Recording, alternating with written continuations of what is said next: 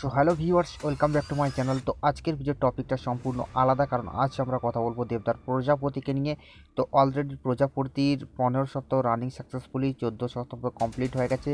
তো 15 সপ্তাহে এসে কতগুলো হল প্লাস কতগুলো শো টাইম পেয়েছে এবং কত টাকা বক্স অফিস কালেকশন করলো, সমস্ত কিছু বলবো ডিটেলসে। তো ভিউয়ার্স, ভিডিওটা শুরু করার আগে আপনাদের কাছে আমার একটা রিকোয়েস্ট, অবশ্যই যদি আপনি চ্যানেলে ফার্স্ট টাইম হয়ে থাকেন তো প্লিজ চ্যানেলকে সাবস্ক্রাইব করে ভিডিওতে একটা লাইক করে দেবেন, কারণ আমি all India's movie related video চ্যানেলে আপলোড করতে থাকি।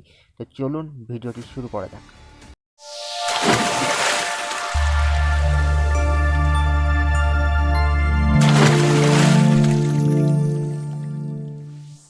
সো হ্যালো ভিউয়ার্স, যেমনটা আমি আপনাদেরকে ভিডিও শুরুতেই বললাম যে আজকের ভিডিও টপিকটা কিন্তু সম্পূর্ণ আলাদা, কারণ আজ আমরা কথা বলব প্রজাপতির বক্স অফিস কালেকশন এবং প্রজাপতির 15 সপ্তাহের হল লিস্ট প্লাস শো টাইম কতগুলো পেয়েছে।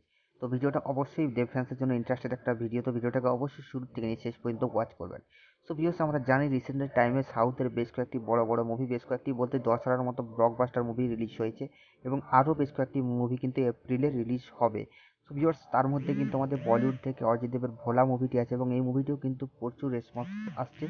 তো এই দুটো মুভি, এত বড় ব্লকবাস্টার মুভি, এত বড় বিগ বাজেটের মুভি সিনেমা হলে থাকার পরেও 15 সপ্তাহে প্রজাপতি যে হল লিস্ট বা যে শো টাইমটা দিচ্ছে, সেটা সত্যি একটা অবিশ্বাস্য রেকর্ড বলা যেতে পারে। এবং দেবদাকে এই জন্যই কিন্তু বাংলার বক্স অফিস কিং বলা হয়, কারণ দেবদার প্রজাপতি এখনও পর্যন্ত যে ক্রেজটা দেখাচ্ছে, মানে 100 দিন হয়ে গেছে অলরেডি রানিং সাকসেসফুলি। তো এখনও যে ক্রেজটা, যে হাইপটা আছে প্রজাপতিকে নিয়ে, সেটা কিন্তু সত্যি একটা বিরাট বড় রেকর্ড। এই রেকর্ড কেউ আর ভাঙতে পারবে বলে আমার তো মনে হয় না।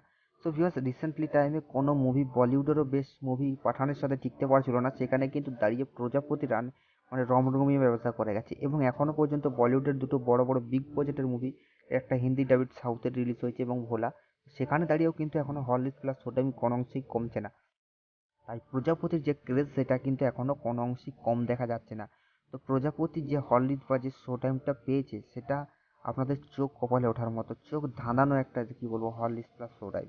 সো ভিউয়ার্স, এটাকেই বলে ভাই দেবদার ক্রেজ। সত্যি মানতে হবে বস, মানে কি বলবো, দেবদার দম আছে এবং বাবা ছেলের সম্পর্ক এটা প্রমাণ করে দেখাচ্ছে যে হ্যাঁ, কি করতে পারে একটা ফ্যামিলি ড্রামা মুভি। তো ভিউয়ার্স, প্রজাপতি অলরেডি 100 দিনে বক্স অফিস কালেকশন করেছে প্রায় 13 কোটি টাকারও বেশি। সো ভিউয়ার্স, এক্স্যাক্টলি 13 কোটি টাকা তো করেইছে, কিন্তু তার থেকেও বেশি। জাস্ট এটা আমি বিভিন্ন খবর সূত্রে জানতে পেরেছি। সো ভিউয়ার্স, এরপর প্রজাপতি হল পেয়েছে প্রায় 18টার মতো এবং শো পেয়েছে প্রায় 22টার মতো। তো আপনি বুঝতে পারছেন প্রজাপতির ক্রেজ এখনও কতটা বেশি। সো ভিউয়ার্স, এই নিউজটা শুনে আপনার কেমন লাগলো অবশ্যই নিচের কমেন্ট সেকশনে জানাবেন। এবং আপনি যদি আমার চ্যানেলে ফার্স্ট টাইম হয়ে থাকেন তো প্লিজ চ্যানেলকে সাবস্ক্রাইব করে ভিডিওতে একটা লাইক করে দেবেন। এবং আপনি যদি পার্সোনালি মেসেজ করতে চান বা কথা বলতে চান, তাহলে নিচের ডিসক্রিপশন বক্সে ইনস্টাগ্রামের লিঙ্ক দেওয়া আছে, ওখানে আপনি আমাকে পেয়ে যাবেন। তো দেখা হবে পরের ভিডিওতে।